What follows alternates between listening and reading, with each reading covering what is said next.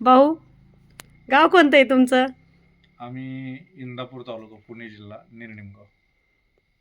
इतक्या लांबून आलात. इंस्टावरचे व्हिडिओ पाहून आलात ना? हो. कांद्याचं क्षेत्र किती आहे तुमचं? क्षेत्र साधारण एक 11-11.5 एकर आहे. 11.5 एकर आहे. आता 10 एकराचं औषध चाललंय तुम्ही 1.5 एकराला मी तिथलं मारलं मारलेलं टारगा. आहे. Okay okay. आता कांदा किती दिवसात झालाय तुमचा?